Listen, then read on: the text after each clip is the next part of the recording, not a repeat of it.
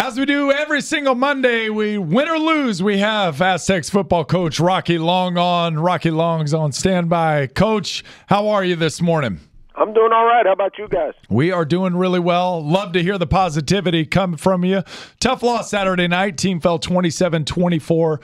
With hindsight, things become a lot easier. What would you have done differently in this contest? Well, I'm not sure that we could have done anything schematically different. I'd like to think that we could have got our team a little bit more mentally and emotionally ready to play than they were, but I've come to the realization that when you're a young, inexperienced football team, there's a lot of influences out there that are telling them certain things, and it's things that you want to believe in if you're not experienced and realize that that's not truly the case. You don't react correctly, and that's basically it. It's an intelligence deal. They've got everybody in the world telling them how easy everything's going to be, no matter what we tell them in the 2 hours a day we've got them.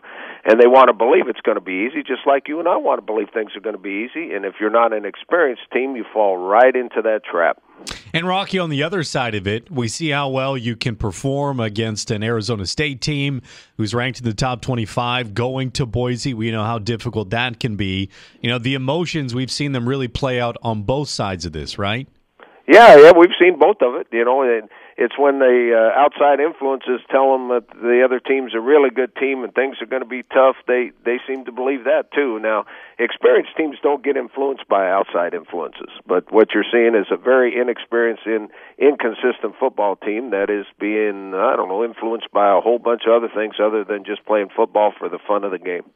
Coach, is that one of the big challenges of having a youthful, inexperienced football team, is getting them to perform to their set standard and forcing the opponent to play to your level rather than your team playing to the level of the competition?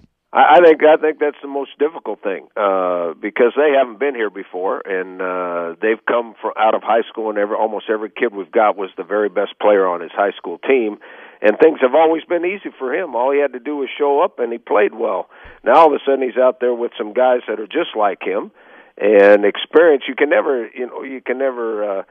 The importance of experience is unbelievable. And so they want things to be just like they were before, free and easy, and just go out and play ball, and they have to play at a different intensity level here. They have to concentrate at a different intensity level, and the only way to get that is to be experienced. And, we knew we had a young team coming in, and I'm not sure if at the beginning of the season, if we had said, hey, you know what, halfway through the season you're going to be eligible for your 9th straight bowl game, halfway through the season you're going to have a winning record, if we wouldn't have said, okay, great. Rocky, the run game itself, we are so used to the offense obviously going through the run game and having success. Saturday night against UNLV's only 2.6 yards per carry average, about 89 yards in total. What did you see specifically from your run game? Well, that's probably, in my opinion, as in my position, that's the most disappointing thing of the night. Not that we didn't play well, not that we didn't win. I mean, that's really disappointing, but they controlled the line of scrimmage, which is not our forte around here. Their defensive line controlled the line of scrimmage. Our offensive line didn't play very well. Their offensive line controlled the line of scrimmage. Our defensive line didn't play very well. And I don't know what that's all about. Obviously, that has been addressed, will be addressed every single day this week, because you cannot play well, but the attitude of being physical, that is totally on you, and that's not the way we do things around here. Coach, it seems to me all through the year you've been calling really close contests, and you just talked about you got this young team who you've already qualified for the bowl game halfway through the year. You've got the record that you do. You've had some big victories. I'm a pleasure procrastinator. Like, I always feel like, I was the kid who left the marshmallows and the Lucky Charms for very last and just ate those with the milk at the end. I do feel like there's a lot of value in losing. At some point with a young football team, these tough losses and these close games and this experience that they're gathering is going to eventually pay off. Do you feel that way, or does it soften the blow of the loss at all? Well, it never softens the blow, because when you lose a game that you think you should win, it's going to gnaw at you forever. But right. I've been here before. I've been around a long time. I've been around a lot worse situations than we're in right now. And the positive factor, which my wife reminds me all the time, there's a positive factor in everything. And the positive side of things, we're so young. These are all experiences that are going to bode, for the future. When these guys get to be juniors and seniors, they're going to know that you don't take anybody lightly. They're going to know you got to be ready to play every single week. And so you look to the future, and these experiences are positive. Now, losing is never positive. Don't get me wrong. It's never a positive. But the realization that every game's going to be close, they got to learn that, and they got to learn it somewhere along the way, and the only way you learn those kind of things are experience. Rocky Long with us on Extra 1360. Excited for this one. Fresno State in Fresno coming up Saturday night at 7:30 right here on Extra. Pregame begins at 5:30.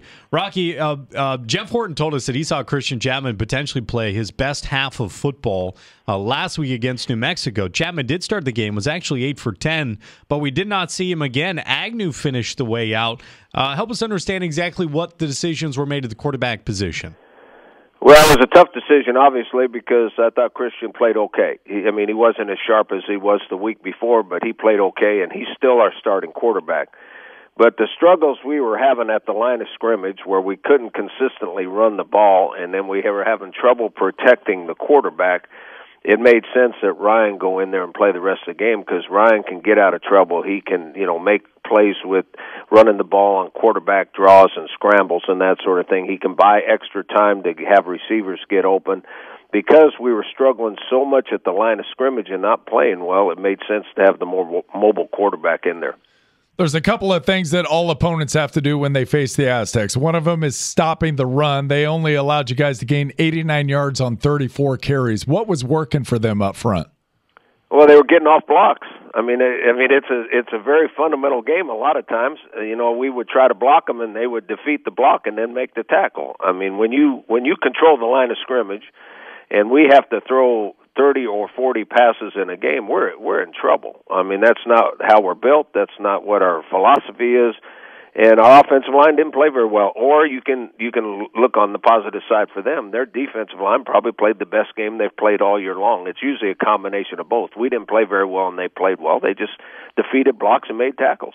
Rocky, when I hear you talk about the line of scrimmage play for you really on both sides of the ball, and you also mentioned it was something that was going to be discussed all week, I get the sense Fresno State needs to be ready for a dogfight, right? Well, you're going to challenge these guys probably more they've ever been challenged in their entire football careers for this game on Saturday. Well, I believe that Fresno's the best team in our league. I know Boise beat them, but I think Fresno is the most consistent football team in our league. They're the best football team in our league, and most of it is, if you look at their two deep, they've got seniors playing everywhere. I think they have 8 or 9 seniors on offense and 7 or 8 on defense, so they're a very veteran football team. Now, I think it's going to be a close game. I think it's going to be, like you said, a dogfight. I think we're going to get into it, and they're going to get into it, and I don't know who's going to win, but I think it's going to be fun to watch. Coach, it's going to be one of those games where you don't have to really lay it out for the guys why the preparation is so important, because everybody knows, and the crowd noise on the outside would tell them this is a really good football team. Do you expect an easy week of preparation, although it's going to be a lot of work? Well, I think that we'll know, because everybody's going to tell them how good Fresno is, and then Fresno does a nice job when they're winning. They fill up that stadium, and they're loud and they're obnoxious, but that's a fun atmosphere to be in. Coach, one last one on the last game. Big call on 4th down. I had to know as I was watching, you guys were down 13-6. 4th down at the end of the half. I think you took a timeout before going for it, but you ended up getting the touchdown run from JaJuan Washington. Why the call to go for it right then? Well, you guys know me pretty well. I think you always go to win. You don't go to tie. You don't go. And we were struggling. I could tell we were going to have a hard time scoring. And so if you get an opportunity to score 6 instead of 3, you might as well go and try to get it when you can get it, because I figured the rest of the game was going to be like that. I loved it. Rocky, we look forward to getting a victory, getting on the up and up against Fresno State this upcoming weekend. As always, we really appreciate your time on Monday mornings. I appreciate it, guys. Thanks a lot. Have a good day. Go get him, Coach. I did appreciate he was upbeat coming on. Yes. And that's a lot of times after a loss, a coach has to project positivity moving forward. Also, it is, to me, mentally, for a young football team, going to be a really easy week of preparation. coming off of a loss, going against the best football team in the conference. You're going to be up in front of a big, fierce crowd. It's going to be a fun one for the Aztecs. You predicting a win? I am predicting on a win. The spot. I am too. I'll predict to win. Also, coming up on the other side, when you talk about what the Aztecs still need to do to get into the playoffs. So, to win a conference championship. They're still heading towards a bowl game, but a chance to get into the conference championship game. We'll talk about what needs to happen.